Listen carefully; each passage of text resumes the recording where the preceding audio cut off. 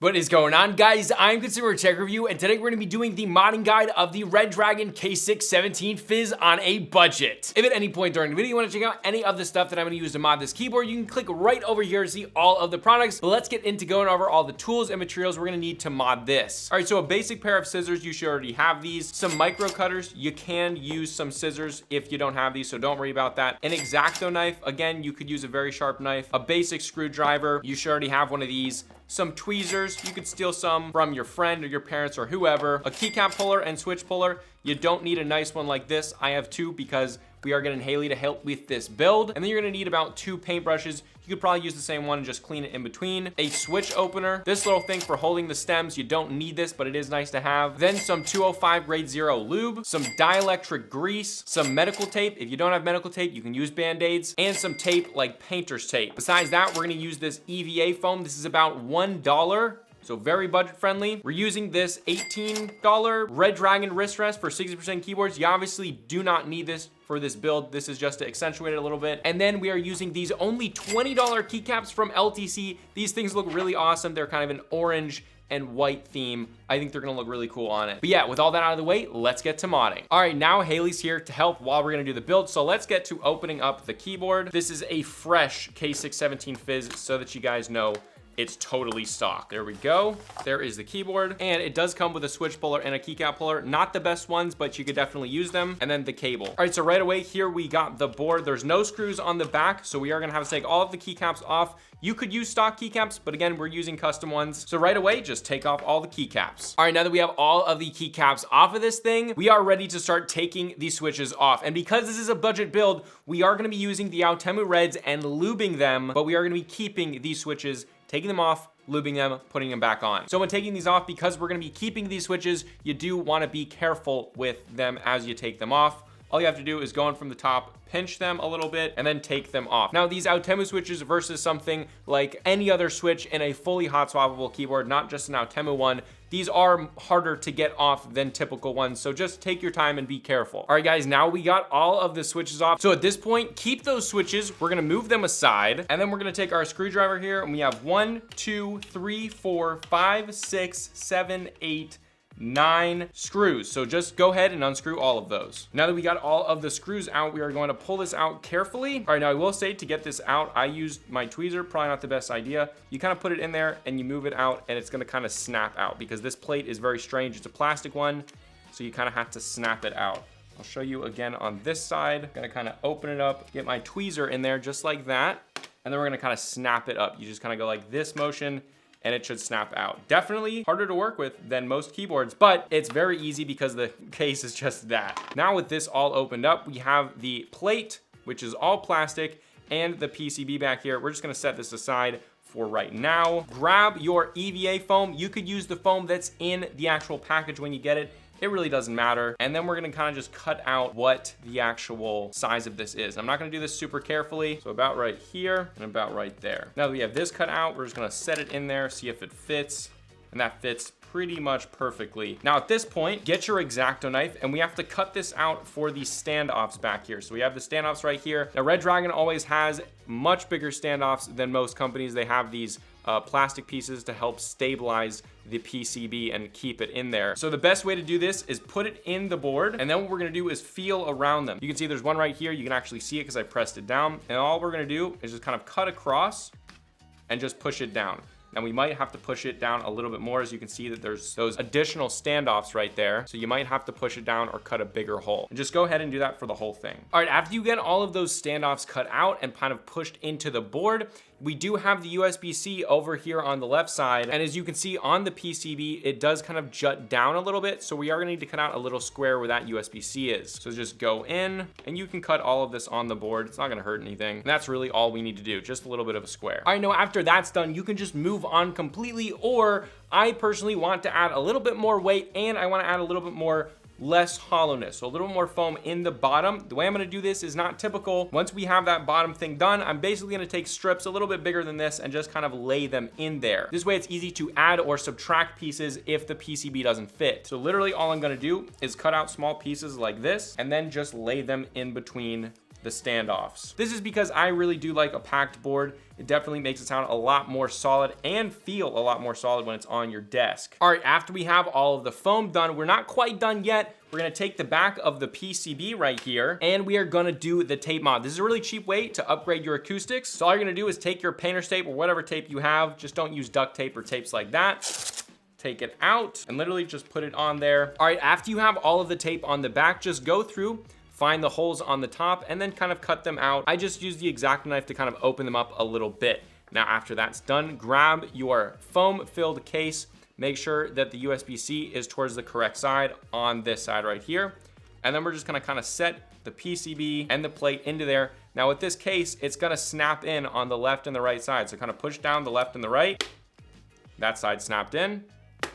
And now we got both sides snapped in. Now, even though this is coming up a little bit, it won't when you put the screws in, and that's what we're gonna do now. So go ahead and put all 9 screws in. All right, guys, now that we got everything screwed together, everything is fitting together pretty much perfectly. But moving on to the next step, put your board aside, grab your lube, your brushes, your stem holder, your switch opener, and you don't need one of these, but it definitely does help. We're gonna be lubing the switches now. All right, so quickly taking you through the process, you're gonna grab your switch. These Outemu switches do use a Cherry MX style, so you need a switch puller with these 4 prongs instead of these Kale style. So you're gonna take it where these open up, you're gonna place it on here, you're then gonna press it in slightly and it will open right up. After that's open, take it apart. You'll have the top housing right here, the stem, the spring, and then in the bottom housing, you'll have the bottom housing and the little metal part is the leaf. All right, so open up your lube, get one of your brushes, and the first thing you're gonna do is grab your stem. Okay, now what you're gonna do is go to the side with these little rails on them, and you're just gonna dab just a little bit. You can see just a little bit of lube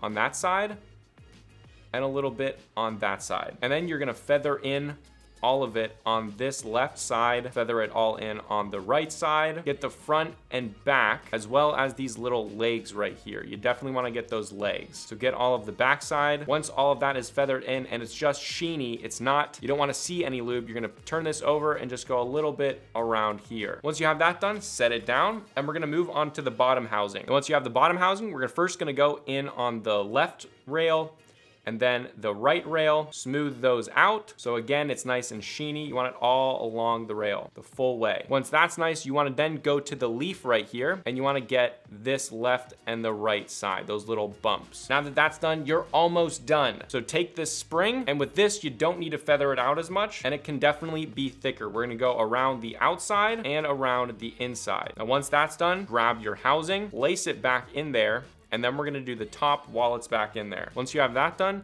grab your stem and place it back on the spring. Release that, and then take your housing and put the switch back together. Snap it back in. Now you have a lubed switch. So basically just repeat that for 61 times and 61 switches. All right, now that we have all of these switches lubed, that took a little bit of time, but it will absolutely be worth it. Now what we're gonna do is we're gonna go ahead and mod these stabilizers. This is the most important part, arguably, of a keyboard, so do take your time with this.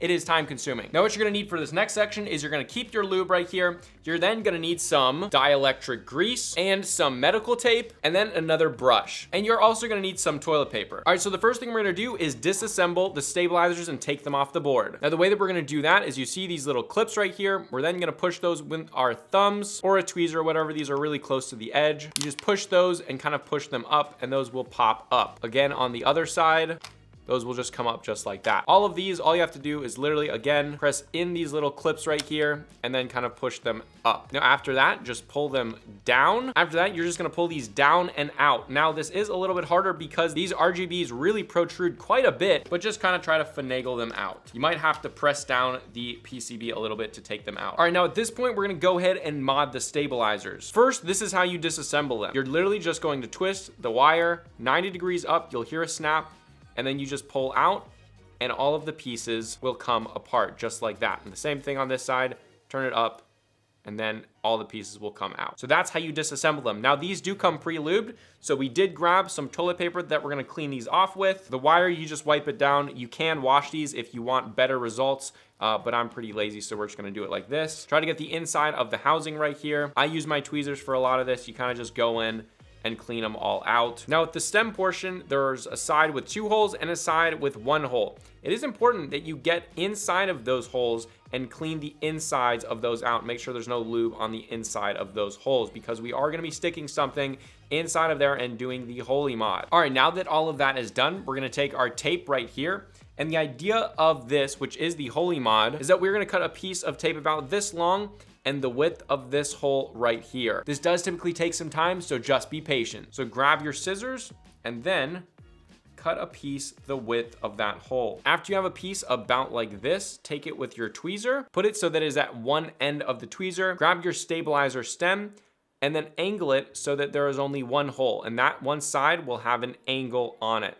You're then going to put this through facing down, the sticky side facing up this way towards the top of the stabilizer, and you're just going to fit it through just like that. Then kind of get it off of your tweezer, pull it through so that it is flush with the side with the angle, and then after that you want to stick it down. So stick it on this side, kind of use your tweezer to stick it down, flip it around, and then stick it to the flat portion of the side with 2 holes, as you can see right there. Then what we're gonna do at this point is take your scissors, and we're gonna leave a little bit there, is cut about this much off, and then we're going to fold over that into the second top hole on the side with 2 holes. Once this is done, it should look something like that. Just rinse and repeat that for all of the switches. Now, once you have that done on all of your switches, you're gonna grab your plastic cutters, and there are 4 little feet on the bottom of the actual stem. We have this one which protrudes, and we have an opposite side which also protrudes. If you see on the bottom, they kind of stick out as springs. This is bad. We don't want these 2 opposite ends,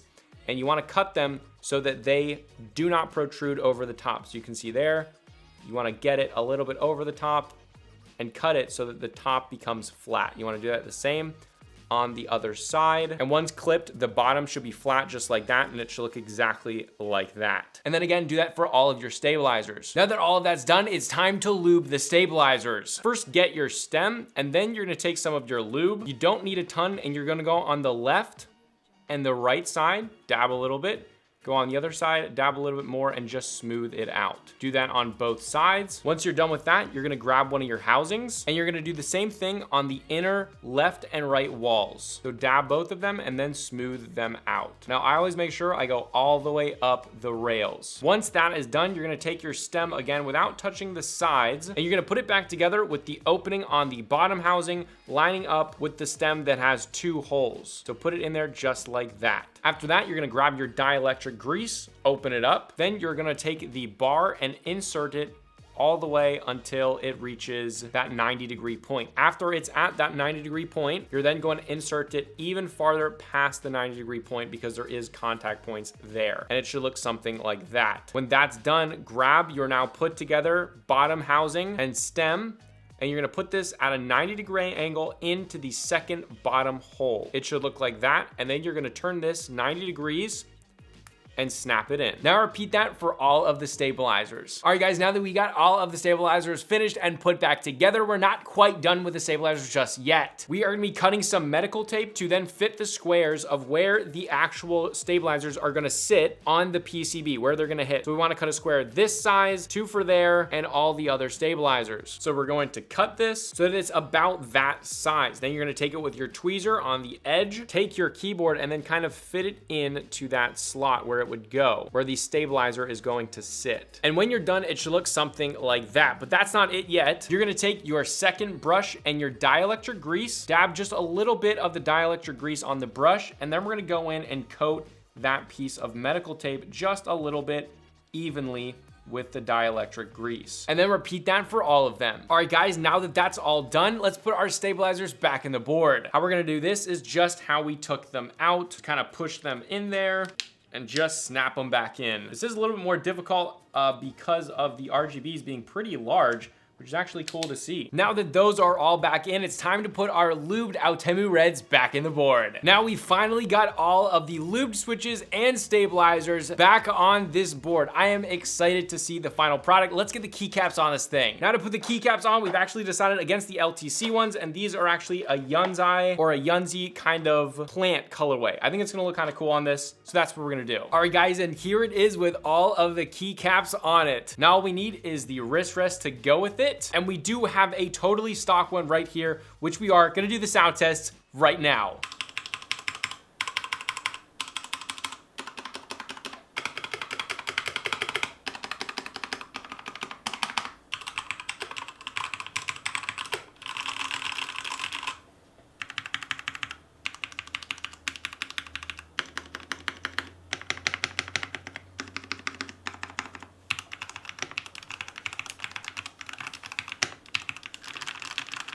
Wow, that is freaking impressive for not like new switches. Those are just lubed out Temus.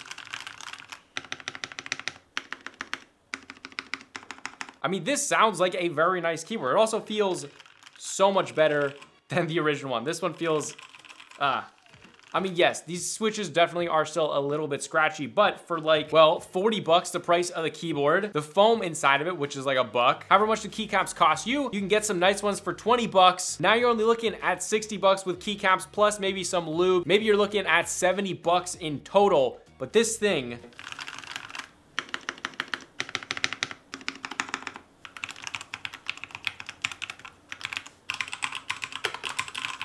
feels so much different. Overall, I am really impressed how this came out, and even lubing the stock switches was quite nice. Again, if you want to check out any of the stuff that I used to mod this, right over there, click over there, you'll find all the products right there. But yeah, this is a consumer tech review. If you guys enjoyed this video and it helped you out, help me out and throw a like below. And if you want to check out my other modding videos, I spent a little bit more money on them, although this one came out really good without spending a whole ton of money on it. So you can check out some of my other ones right here. But this is a consumer tech review, and I'll see you guys in the next video.